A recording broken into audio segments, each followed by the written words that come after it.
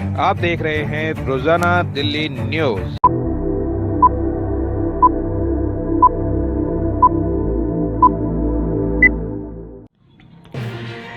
नई दिल्ली, मैं दीपक खुलवे, रोजाना दिल्ली न्यूज से। माननीय राहुल गांधी जी,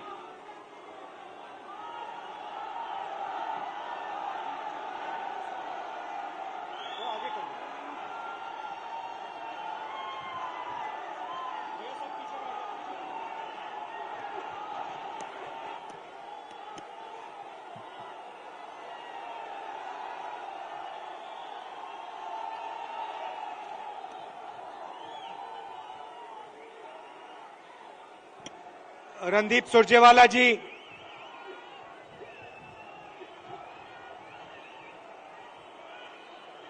कमलनाथ जी, गोविंद सिंह जी,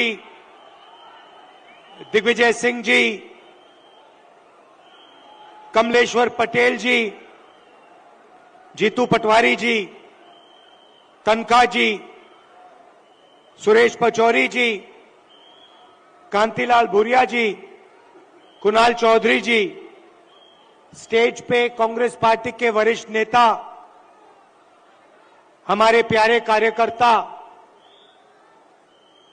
भाइयों और बहनों, मध्य प्रदेश के युवाओं, प्रेस के हमारे मित्रों, आप सबका यहां बहुत बहुत स्वागत। आप दूर दूर से आए हैं, इसके लिए दिल से बहुत बहुत धन्यवाद।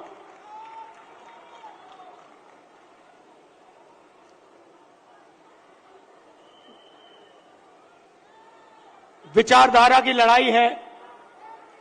एक तरफ कांग्रेस पार्टी, दूसरी तरफ आरएसएस और बीजेपी। एक तरफ गांधी जी, दूसरे तरफ गोडसे।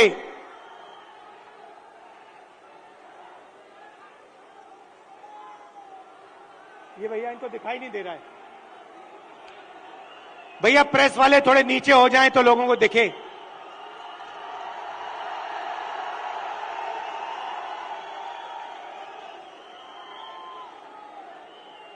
बात सही है, क्योंकि प्रेस वाले हमारी मीटिंग तो दिखाएंगे ही नहीं।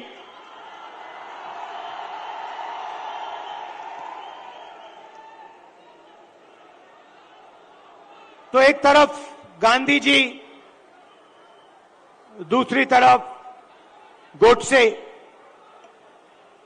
एक तरफ नफरत और हिंसा,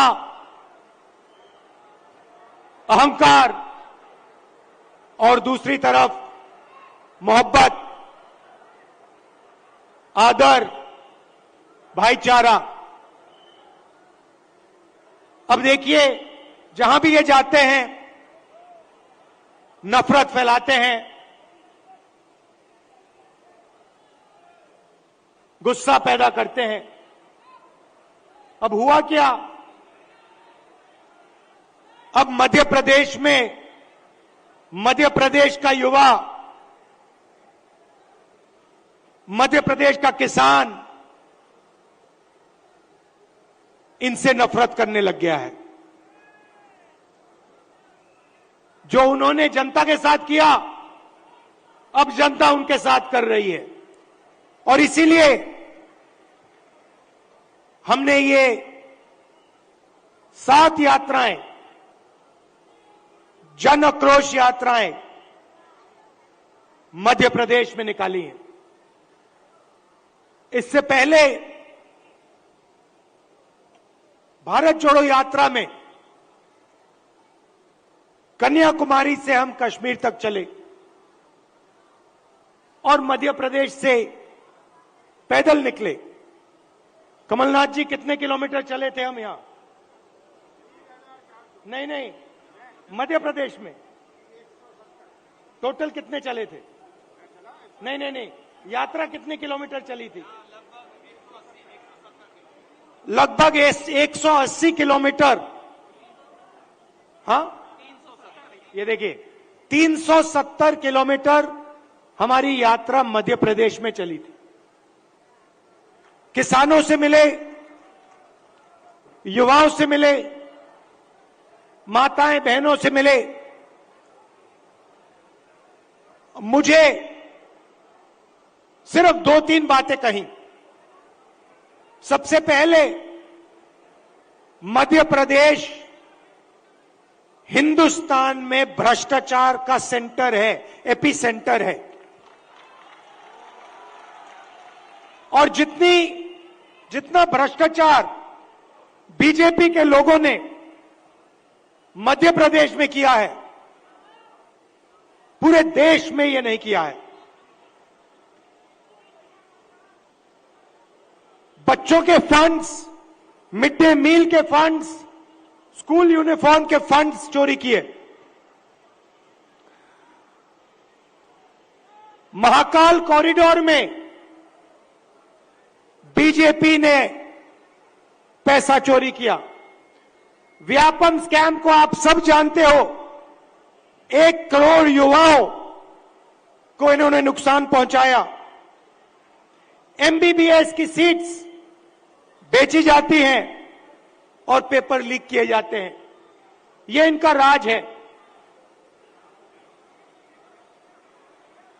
दूसरी बात, किसानों ने अपनी बात बताई। किसानों ने कहा, और यहां आप सोयाबीन उगाते हो, आप इसको सबसे अच्छी तरह समझोगे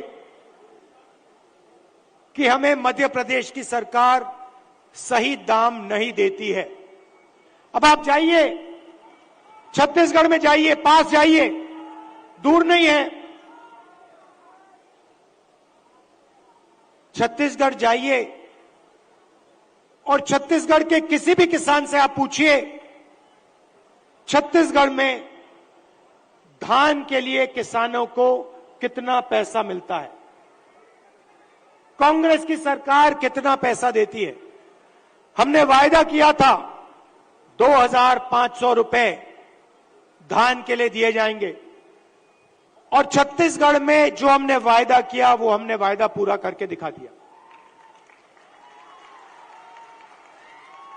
मध्य प्रदेश में कर्जा माफी का वायदा किया, छत्तीसगढ़ में किया, राजस्थान में किया, कर्नाटक में किया। हर स्टेट में हमने कर्जा माफी की थी। यहां पे कमलनाथ जी कर्जा माफ करवा रहे थे, और यहां आपको धोखा देके आपकी सरकार को बीजेपी वालों ने चोरी की। सही बात है।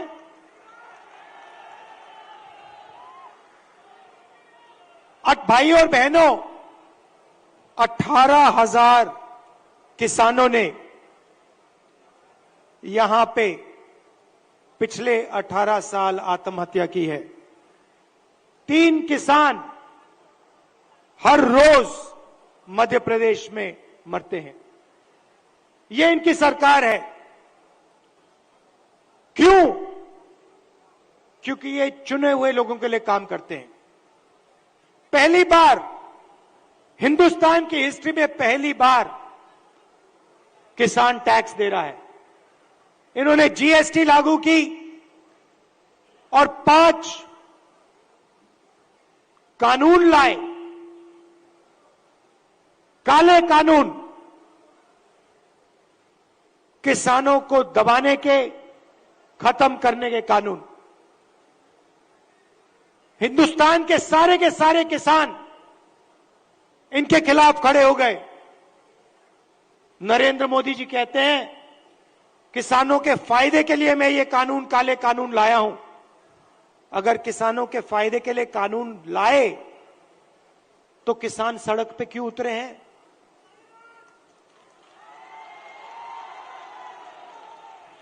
नरेंद्र मोदी जी कहना चाहते थे कि किसानों को कोई समझ नहीं है, किसान अपने हित को नहीं जानते।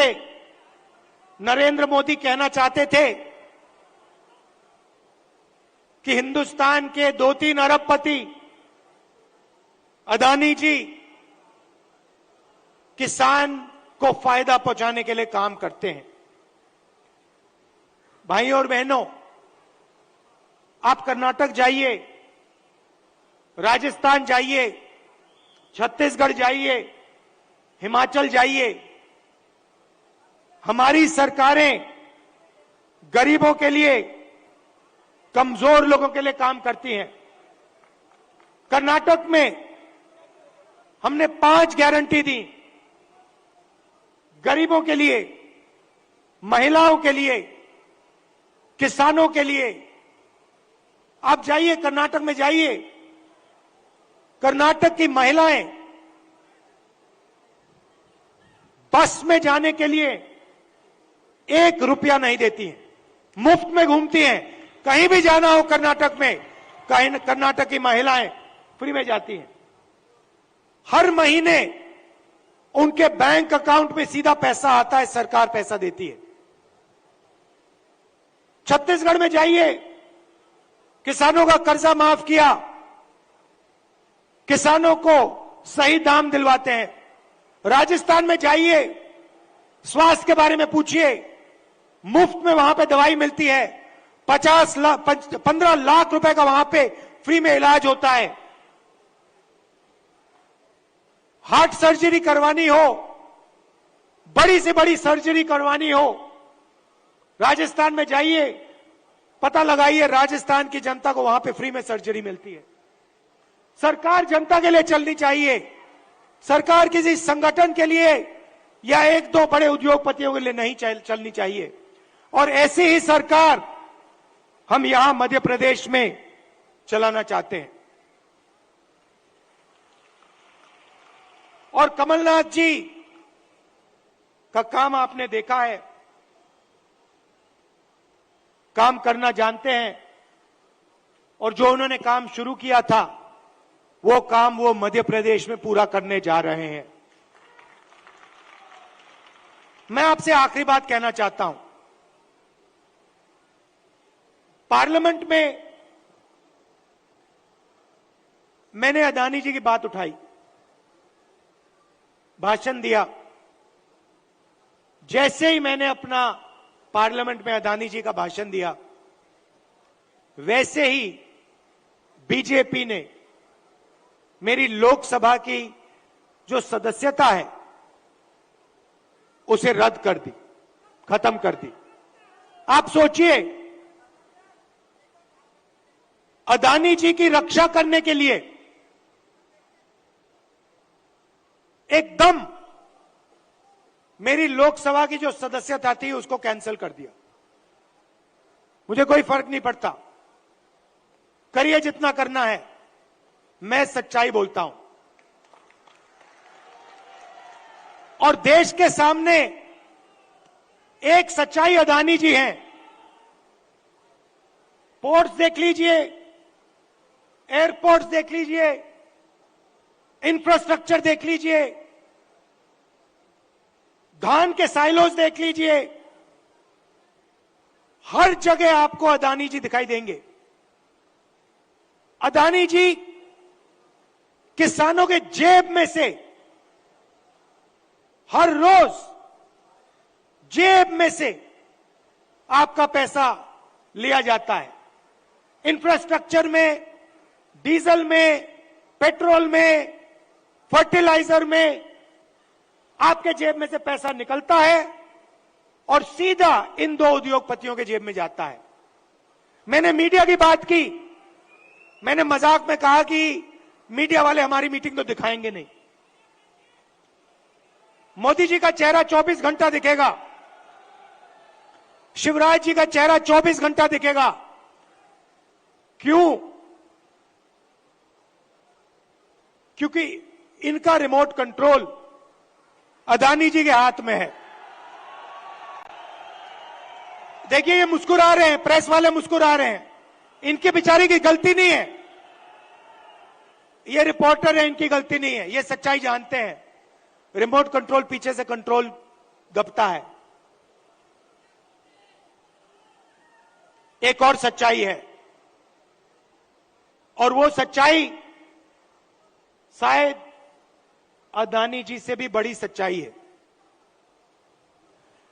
कुछ दिन पहले बीजेपी ने महिला आरक्षण की बात की। महिला आरक्षण में हमने एक सवाल उठाया, कांग्रेस पार्टी ने उठाया, बीजेपी ने कोई जवाब नहीं दिया। हमने दो चीजें कही। हमने पहले कहा, देखिए ये महिला आरक्षण जो आप कर रहे हो ये अच्छा है, इसको करना चाहिए, मगर इसमें आपने दो छोटी सी लाइनें लिख रखी हैं। सबसे पहले इन लाइनों को आप मिटाइए। लाइन क्या थी? एक लाइन थी कि महिला आरक्षण से पहले सर्वे करने की जरूरत है, और दूसरी लाइन, महिला आरक्षण करने से पहले हमें जो डीनोटिफिकेशन होता है उसको करना है। इससे क्या होगा? इससे महिला आरक्षण 10 साल बाद होगा, आज नहीं होगा। तो हमने कहा पहले ये दो लाइनों को आप बदलिए, और उसके बाद हमने और भी गहरी चीज कही और सवाल पूछा कि महिला आरक्षण में ओबीसी आरक्षण क्यों नहीं है?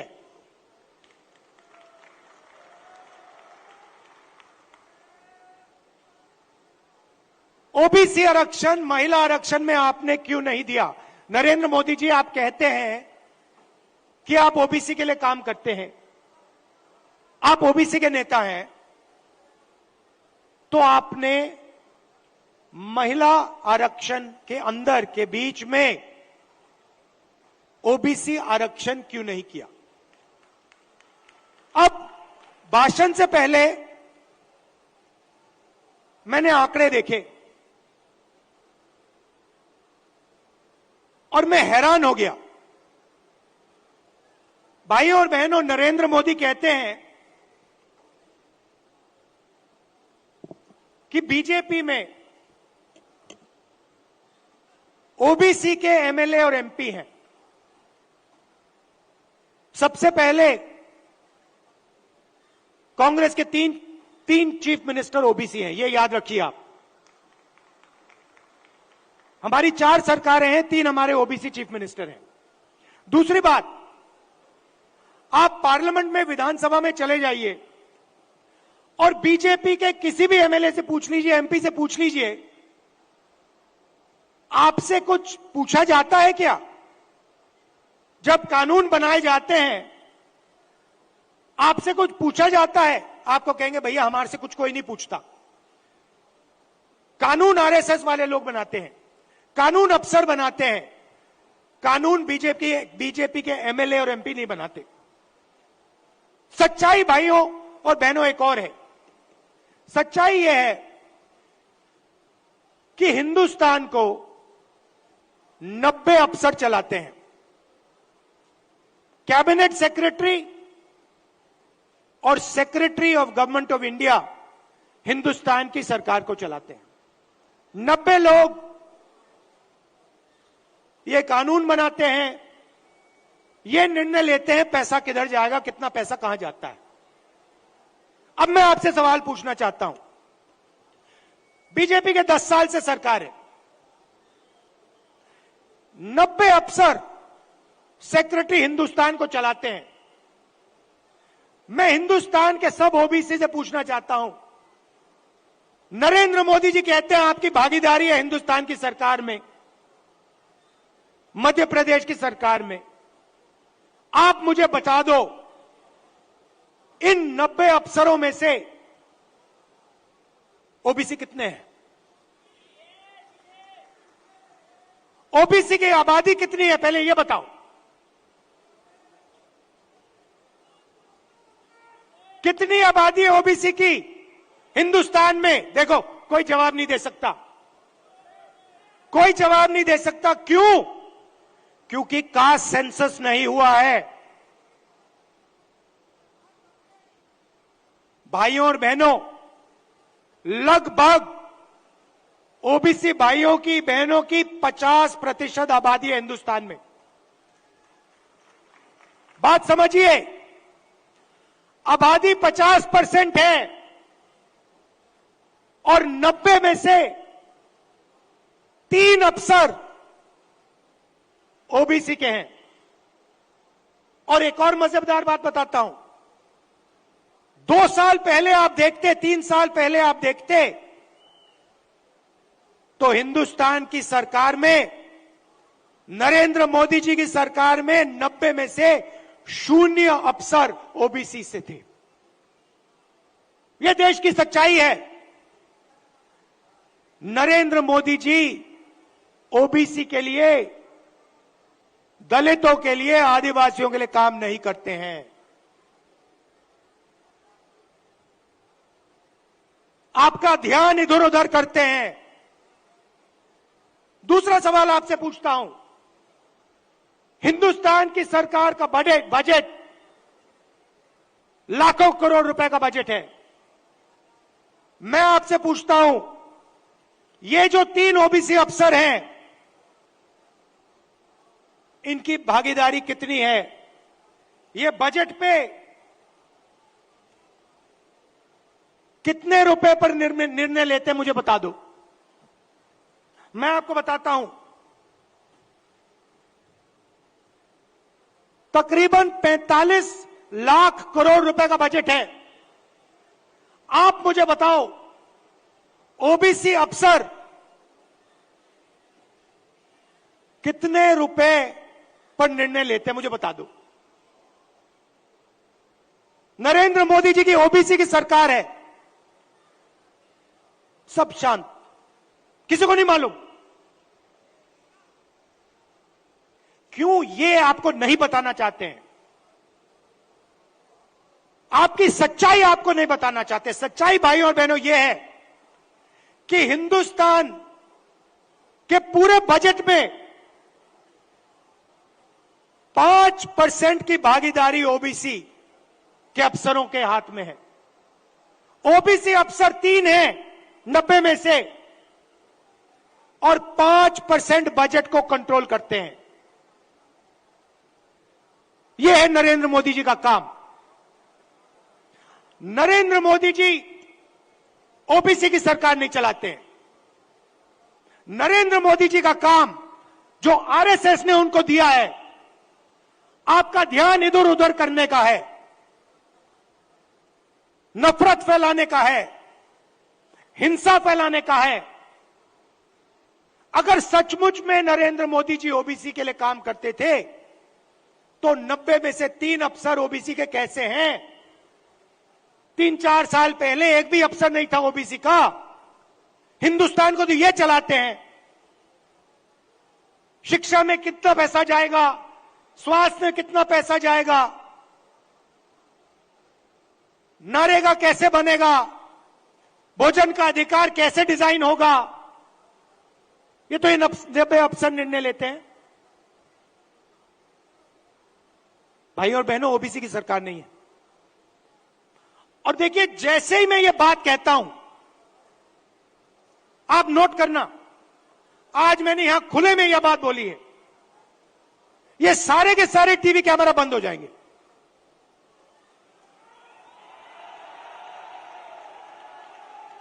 आप देख लेना, ये सारे के सारे बंद हो जाएंगे।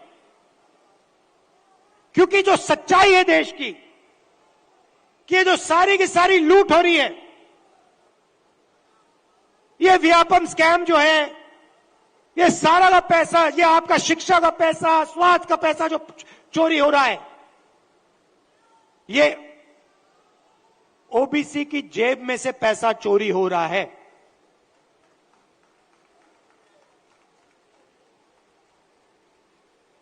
ये मैं आपसे कहना चाहता था, इसको आप मत भूलिए।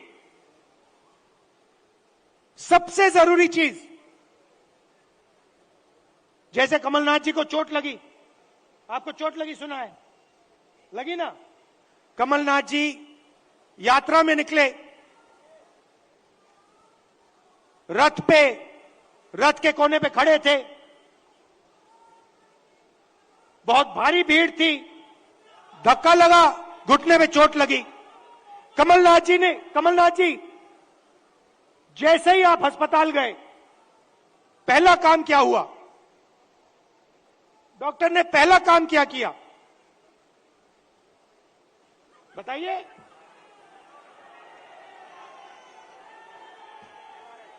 पहला काम डॉक्टर ने एक्सरे लिया, एमआरआई लिया। उसके बाद डॉक्टर ने कहा हां, घुटने में यह प्रॉब्लम है। अब मैं यही बात कह रहा हूं, सब लोग कहते हैं हिंदुस्तान में ओबीसी है, दलित है, जनरल है, आदिवासी हैं, मगर जब हम सवाल पूछते हैं ओबीसी कितने हैं, जनरल कितने हैं, दलित कितने हैं, आदिवासी कितने हैं, कोई जवाब नहीं दे पाता। देखो मैं पूछता हूं, भैया ओबीसी कितने हैं हिंदुस्तान में? कोई नहीं दे सकता। तो मैं ये कह रहा हूं कि अब वो समय आ गया है कि हमें हिंदुस्तान का एक्सरे करना है। यह पता लगाना है कि अगर 90 अफसर हिंदुस्तान को चला रहे हैं और उसमें से 5% भागीदारी ओबीसी को मिल रही है, तो क्या ओबीसी की आबादी 5% है? क्या हो ही नहीं सकता। तो अगर उनकी आबादी 5% नहीं है, अगर उनकी आबादी 50% है, तो उनका 5% बजट पे कंट्रोल क्यों है? उनका 50% बजट पे कंट्रोल क्यों नहीं है? अब जब मैं ये सवाल उठाता हूं, बीजेपी के लोग कांपने लग जाते हैं, नरेंद्र मोदी जी भाग जाते हैं, अमित शाह जी कुछ और कहते हैं, हिंदू मुस्लिम कहेंगे, नफरत फैलाने की कोशिश करेंगे। भाई और बहनों, देश के सामने एक ही मुद्दा है, कास्ट सेंसस। ओबीसी कितने हैं और उनकी भागीदारी कितनी होनी चाहिए, यह हिंदुस्तान के सामने सबसे बड़ा सवाल है। और कांग्रेस पार्टी की हिंदुस्तान में सरकार है, पहला काम यह हम करके दिखाएंगे। अब बीजेपी के पास मजे की बात सुनिए, कास्ट सेंसस कांग्रेस पार्टी ने किया, जब हमारी सरकार थी हमने किया। सारे के सारे आंकड़े नरेंद्र मोदी जी के पास हैं। हिंदुस्तान में कौन सी जात की कितनी आबादी है, हिंदुस्तान की सरकार जानती है। हिंदुस्तान में ओबीसी कितने हैं, हिंदुस्तान की सरकार जानती है। नरेंद्र मोदी हिंदुस्तान के ओबीसी को यह बताना नहीं चाहते हैं कि आप कितने हो, क्योंकि वो आपको भागीदारी नहीं देना चाहते हैं, वो आपको सच्ची शक्ति नहीं देना चाहते हैं। वो आपके लोगों को विधानसभा में बैठा देते हैं, मगर फिर उनको बिल्कुल चुप करा देते हैं। हम चाहते हैं कि सबकी भागीदारी हो, किसानों को सही दाम मिले। ये सबका हिंदुस्तान है, 2-3 उद्योगपतियों का नहीं है। इसीलिए हमारा पहला काम कास्ट सेंसस होगा, और जैसे ही हमारी सरकार आएगी हम देश को बता देंगे इस देश में कितने ओबीसी हैं, कौन से कितने जात की आबादी है। ये अगर हमें सचमुच में हिंदुस्तान की जनता को शक्ति देनी है, तो जैसे कमलनाथ जी का एक्सरे हुआ था, एमआरआई हुई थी, वैसे ही हम हिंदुस्तान का एमआरआई, हिंदुस्तान का एक्सरे करा के देंगे। आप सबका दिल से बहुत बहुत धन्यवाद। नमस्कार, जय हिंद। राहुल गांधी, बहुत बहुत धन्यवाद। सबसे पहले राहुल जी का मेरा निवेदन है सबसे कि 2 मिनट ये स्वाति शिक्षक भी आए और यहाँ पे पार्षद। एक और बात, कमलनाथ जी ने मुझे याद दिलाया। देखिए, कमलनाथ जी ने यहां पे 27% रिजर्वेशन ओबीसी को दिलवाया था, कानून पास किया था, और बीजेपी के लोगों ने पीछे से उसे रद्द किया।